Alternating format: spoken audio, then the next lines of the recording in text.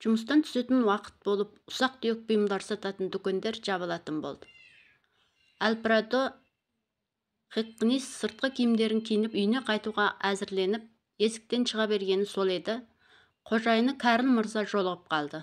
Карл мырза Альпрадоның өн бойына әлсін-әлі сұқтана қарап алды да, өте бәсең дауыспен: «Тұра тұр, Альпрадо, азырақ тұра тұр», деді. Оның осыншама бәсең дауыспен сөйлеуі Альпрадоны қайтерін білмейтін күйге түсіріп, сасқалақтатып тастады. «Не болды, Карл мырза?» «Ең әбзелдің қалтаңдағы нәрселерді тастап кеткенің жөн болар деп ойлаймын», деді Карл мырза. Альпрадо а дегенде қайтерін білмей аңтарылып қалды. Дегенмен іле-шала аса таң-тамаша болғандай болып: «Не нәрселерді? Не нәрселерді? Сіз нелерді айтып тұрғаныңызды түсінсем бермасын», деді.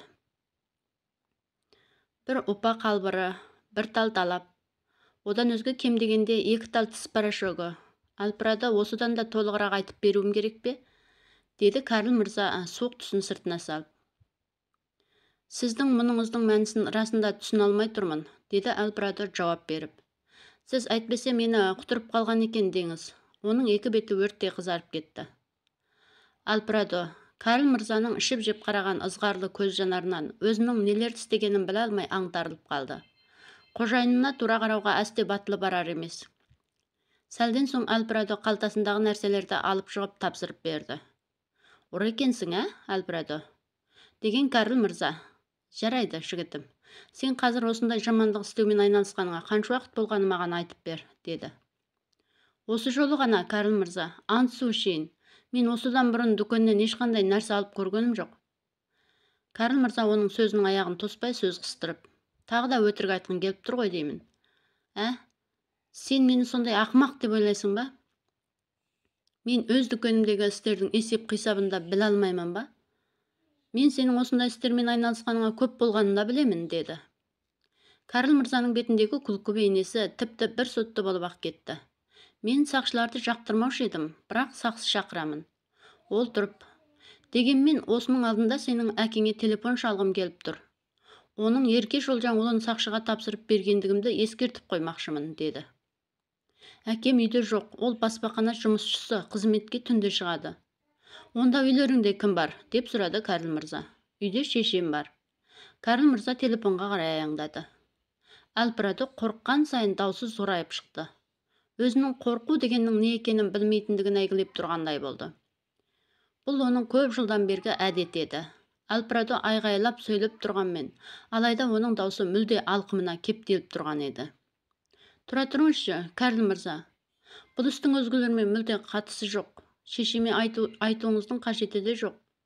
Альпрадо оның естілер-естілмес болып әрең зорға шығып, ол үйіндегілердің тезірек келіп, өзін құтқарып алып кетуін тақатсыздана күтіп тұр. Карл мырза оның шешесімен сөйлесіп те үлгірді. Ол оның шешесіне өзінің ұсақ-түйек сататын дүкеніне тезірек келуін ұқтырып та болды. Альпрадо аздан соң болатын шешесінің өзін-өзі тежей алмай, есіктен алқын-жұлқын кіріп келетіндігін, тұла бойын ашу-ыза кернеп, көз шанағы жасқа толған бейнесін, алдынан қарсы шығып түсіндірмек болған өзін кеудеден итеріп жіберетіндігін көз алдына елестетуіне әбден болатын еді. Әттең масқарай. Осындай болатын болса да, Альпрадо шешесінің тезірек келіп, Карл мырза сақшы шақырудан бұрын өзін алып қайтуын сарыла күтті. Екеуі бір-біріне тіс жарып, ештеме деместен телмірісіп отыр. Ақыры біреу есік қақты. Карл мырза есік ашты. «Кіріңіз. Сіз Хеккнис ханым боласыз ба?» деді ол бет-әлпетінде ешқандай нышансыз. «Хеккнис ханым боламын, Альпрадоның шешесімін», деді Альпрадоның шешесі өзін-өзі емін-еркін таныстыра сөйлеп. Карл мырзамен жарқын жүз жайдарлы бейнеде қол алысып. Бұл жағдайды көрген Карл мырза бірден аңтарылып қалды. Оның осындай байсалды, осындай емін жарқын болатынын ойламаған екен. «Альпрадо бір қырсыққа ұшырады ма, солай ма?» деп сұрады ол кішіпейілдікпен. «Солай болды, ханым. Ұлыңыз менің дүкенімде ұрлық істеді. Дегенмен оның ұрлағандары тіс порошогы, далап секілді ұсақ-түйек бірдеңелер».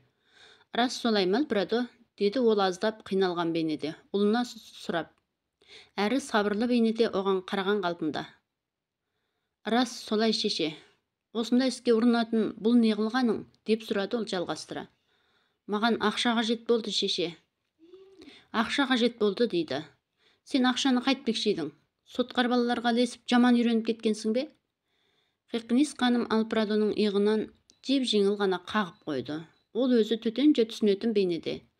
Одан соң, егер сен менің бір ауыз сөзіме құлақ асқың келсе, деп даусы қатқыл шықты. Бірақ аяқ астынан тоқтай қалып, басын бір жағына қарай қисайтып, жалғасты айта бергісі келетіндей сыңай байқатты. Сіздің бұл істі қалай бір жақтылы етіп ойыңыз бар, Карл мырза, деді Хикнис ханым оған бұрылып, бәз-баяғысындай жүзінен күл кесіп. Карл мырзаға қараған беті. Мен бе? Мен әсілі сақшы шақыруым керек еді. Мен істеуге тиісті сол ғой. Сақшы шақырасыз ба? Деп ол қарсы сұрақ қойды. Солай болу керек қой, Хикнис ханым, деді Карл мырза. Әсілі бұл істі сіздің қалай бір жақтылы етпекші екеніңізді сұрауға құқығым жоқ еді. Дей тұрған мен бір ұл бала жөнінен алғанда, мен ылғи да кейбір кездері оған ескерту беріп қою, оны жазалаудан да қажетті деп білемін.